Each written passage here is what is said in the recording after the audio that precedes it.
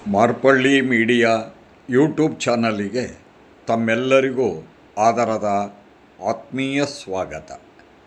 ಸ್ನೇಹಿತರೆ, ತಾಯ್ನೆಲದ ರಕ್ಷಣೆಗಾಗಿ ಹೋರಾಡಿ ಪ್ರಾಣಾರ್ಪಿಸಿದ ಧೀರ ದಿಟ್ಟ ವನಿತೆಯರಲ್ಲಿ ಚಿತ್ರದುರ್ಗದ ಕೋಟೆಯ ಒನಕೆ ಓಬವ್ವನ ಹೆಸರು ಚಿರಸ್ಥಾಯಿಯಾಗಿದೆ.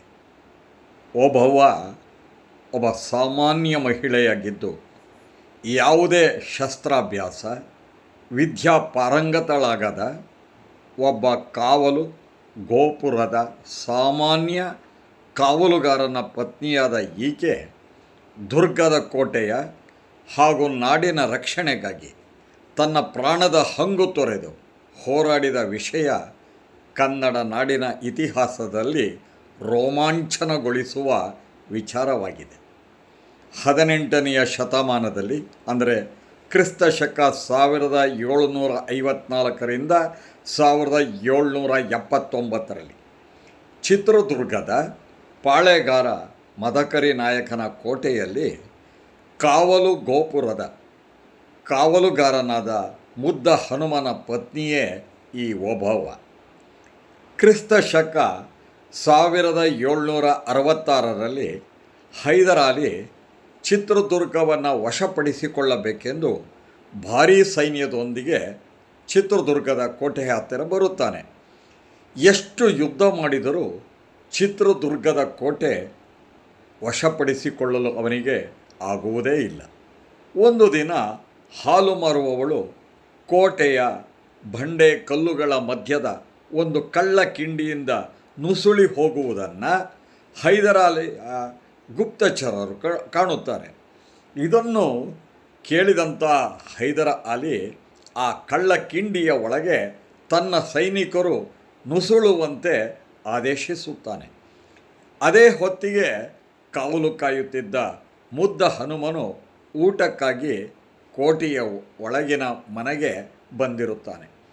ಊಟದ ಹೊತ್ತಿಗೆ ಕುಡಿಯಲು ನೀರು ಇಲ್ಲದಿರುವುದನ್ನು ಕಂಡ ಪತ್ನಿ ಓಬವ್ವ ನೀರು ತರಲೆಂದು ಅಲ್ಲಿಯೇ ಇರುವ ನೀರಿನ ಝರಿ ಇರುವ ಜಾಗಕ್ಕೆ ಬರುತ್ತಾಳೆ. ಆಗ ಹೈದರಾಲಿ ಸೈನಿಕರು ಮಾತಾಡುತ್ತಿದ್ದ ಪಿಸ್ಸು ಮಾತು ಅವಳಿಗೆ ಕೇಳಿಸುತ್ತದೆ.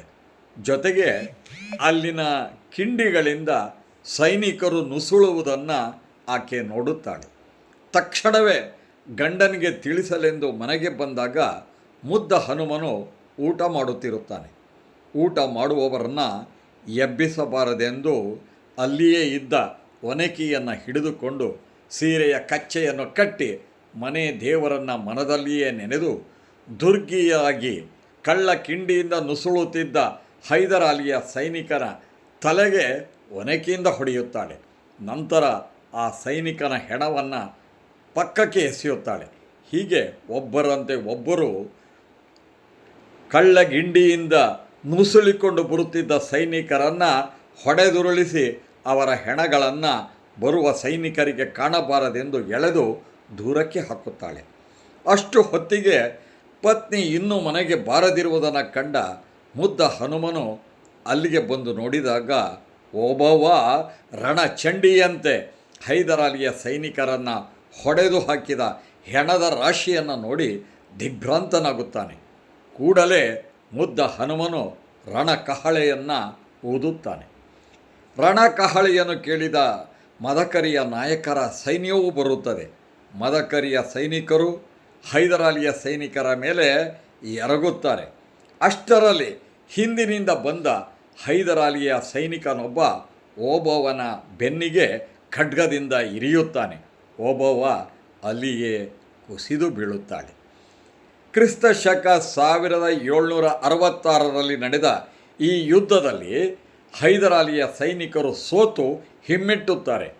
ಮದಕರಿ ನಾಯಕನಿಗೆ ಓಬವ್ವನ ಸಮಯ ಪ್ರಜ್ಞೆ, ಸಾಹಸ, ಶೌರ್ಯದಿಂದಾಗಿ ಜಯ ದೊರಕುತ್ತದೆ. ಕೆಲವರು ಹೇಳುವಂತೆ ಹೈದರಾಲಿಯ ಸೈನಿಕನೊಬ್ಬನು ಹಿಂದುಗಡೆಯಿಂದ ಬಂದು ಕತ್ತಿಯಿಂದ ಓಬವ್ವಳನ್ನು ಇರಿದಾಗ ಸ್ಥಳದಲ್ಲಿಯೇ ಓಬವ್ವ ಸಾವನ್ನಪ್ಪಿದಳೆಂದು ಹೇಳಿದರೆ, ಮತ್ತೆ ಕೆಲವರು ಶತ್ರು ಸೈನಿಕನು ಕತ್ತಿಯಿಂದ ಬೆನ್ನಿಗೆ ಇರಿದಾಗಲೂ ಓಬವ್ವ ಸಾಯಲಿಲ್ಲವೆಂದು ಅವಳಿಗೆ ಮದಕರಿ ನಾಯಕರು ಚಿಕಿತ್ಸೆಯನ್ನು ನೀಡಿ ಕೋಟೆಯನ್ನು ಕಾಯ್ದ ದುರ್ಗೆ ಎಂದು ಹೇಳಿ ಗೌರವಿಸಿದನೆಂದು ಹೇಳಲಾಗಿದೆ.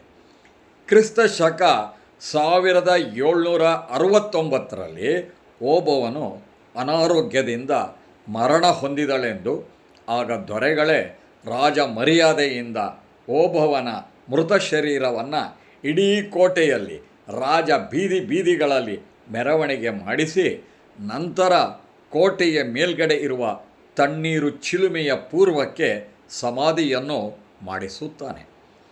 ಸ್ನೇಹಿತರೆ, ಸಾಮಾನ್ಯ ಮನೆಯ ಗೃಹಿಣಿಯಾದ ಓಬವ್ವ ಒಬ್ಬ ರಾಜರು ಅಥವಾ ಯೋಧರು ಮಾಡುವಂತಹ ಶೌರ್ಯ ಪರಾಕ್ರಮವನ್ನು ತೋರಿ ದುರ್ಗದ ಕೋಟೆಯನ್ನು ರಕ್ಷಿಸಿದ ಮತ್ತು ಕಳ್ಳರಂತೆ ಕಲ್ಲಿನ ಕಿಂಡಿಯ ಸಂಧಿಗಳಿಂದ ನುಸುಳುತ್ತಿದ್ದ ಹೈದರಾಲಿಯ ಸೈನಿಕರನ್ನು ರಣಚಂಡಿಯಂತೆ ಒನಕೆಯಿಂದ ಒಬ್ಬೊಬ್ಬರಂತೆ ಲೆಕ್ಕಕ್ಕೂ ಮೀರಿ ಬಡೆದು ಸಾಯಿಸಿದಳೆಂಬ ವಿಷಯವೇ ಇಂದೂ ಸಹ ನಮ್ಮ ಮೈ ಮನಗಳೆಲ್ಲವೂ ರೋಮಾಂಚನಗೊಳ್ಳುವಂತೆ ಮಾಡುತ್ತದೆ. ಅವಳ ದಿಟ್ಟ ಧೈರ್ಯ ಶೌರ್ಯವು ಅಂದು ಇಂದು ಎಂದು ಮುಂದು ಎಲ್ಲರಿಗೂ ಸ್ಫೂರ್ತಿದಾಯಕ. ಸ್ನೇಹಿತರೆ, ಬಹಳ ಮುಖ್ಯ ವಿಷಯವೆಂದರೆ ಓಬವ್ವ ರಾಣಿ ಅಲ್ಲ, ರಾಜ ಮನೆತನದವಳೂ ಅಲ್ಲ. ಅವಳು ಒಬ್ಬಳು ಸಾಮಾನ್ಯ ಕಾವಲುಗಾರನ ಹೆಂಡತಿ. ಆದರೆ ಅವಳ ನಾಡಿನ ಅಭಿಮಾನ, ರಾಜಭಕ್ತಿ, ಯಾವುದೇ ಸ್ವಾರ್ಥವಿಲ್ಲದೆ ತನ್ನ ನಾಡಿನ ರಕ್ಷಣೆಗಾಗಿ ತನ್ನ ಪ್ರಭುವಿನ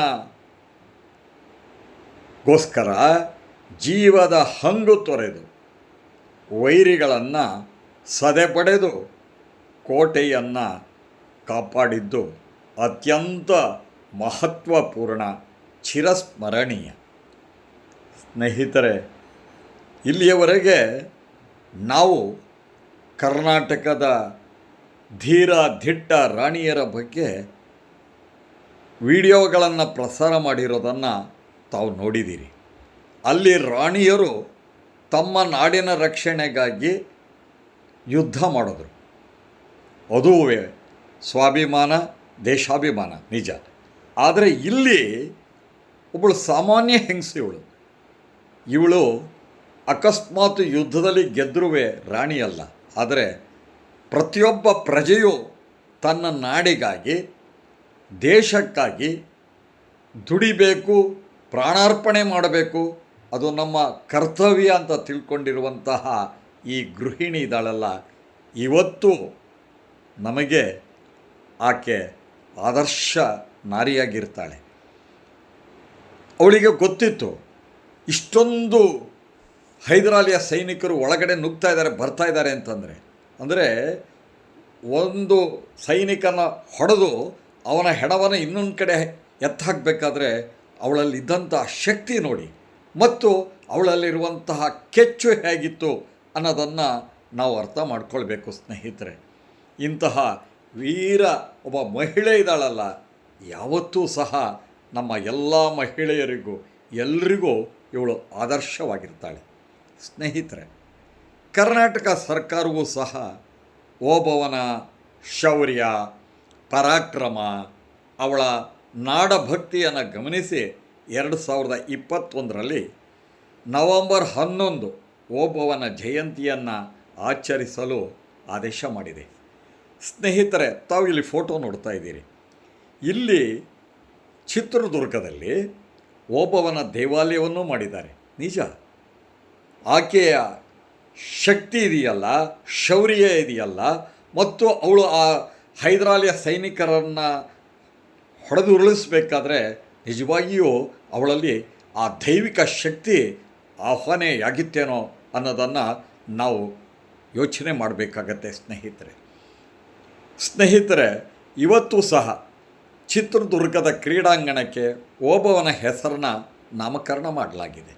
ಕೋಟೆಯ ಒಳಗಿನ ಕಿಂಡಿಗೆ ಓಬವ್ವನ ಕಿಂಡಿ ಅಂತ ಕರೀತಾ ಇದ್ದಾರೆ. ಸ್ನೇಹಿತರೆ, ಈ ತಾಯಿಗೆ ನಾವು ಎಷ್ಟು ಗೌರವವನ್ನು ಅರ್ಪಣೆ ಮಾಡಿದ್ರೂ ಭಾರಿ ಕಡಿಮೆ. ಓಬವ್ವನ ಸಾಹಸ, ದಿಟ್ಟತನ, ನಾಡಭಕ್ತಿ ಕನ್ನಡ ನಾಡಿನ ವೀರ ವನಿತೆಯರ ಸುವರ್ಣ ಪಟ್ಟಿಯಲ್ಲಿ ಅಜರಾಮರವಾಗಿದೆ. ನಮಸ್ಕಾರ.